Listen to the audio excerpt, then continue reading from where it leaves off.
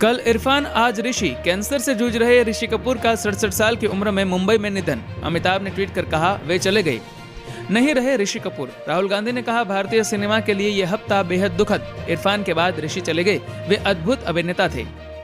Trending के दौरान Sensex 1000 अंक और निफ्टी 290 पॉइंट पर पहुंचा। टाटा मोटर्स के शेयरों में 11% की बढ़त।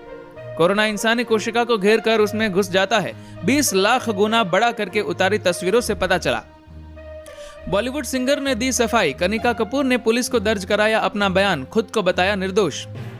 यूपी एपिडेमिक एक्ट में संशोधन। मुख्यमंत्री योगी बोले, कोरोना वॉरियर्स पर हमला अक्षम्य अपराध, ऐसा करने वालों को होगी 7 साल की जेल, लगेगा 5 लाख का जुर्माना।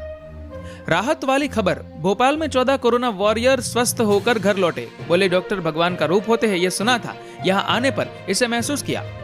राज्य सरकार का फैसला, पंजाब में 17 मई तक लॉकडाउन बढ़ा। सुबह 7 से 11 बजे तक जरूरी सामान खरीदने के लिए मिलेगी छूट। सचिन और विराट समेत खेल जगत ने इरफान को श्रद्धांजलि दी। कोहली ने कहा, वे अभूतपूर्व प्रतिभा से लोगों के दिलों को छू लेते थे।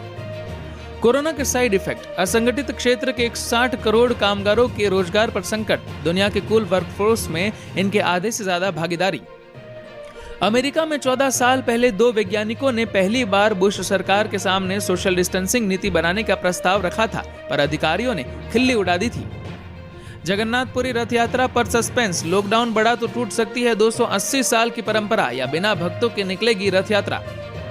कोरोना पर कांग्रेस का मंथन। राहुल गांधी से चर्चा में आरबीआई के पूर्व गवर्नर रघुराम राजन ने कहा, गरीबों की मदद के लिए 65,000 करोड़ की जरूरत।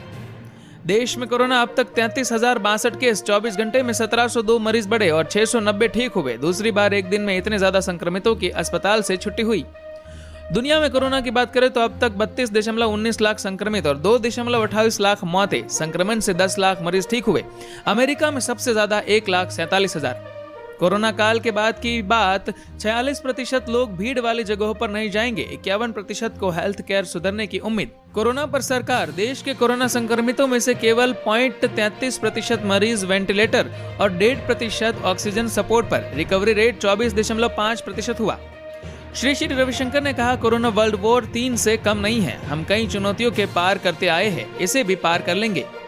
विधान परिषद सदस्य बनने के लिए उद्धव ने मोदी से मांगी मदद। कहा, ऐसा नहीं हुआ तो इस्तीफा देना पड़ेगा।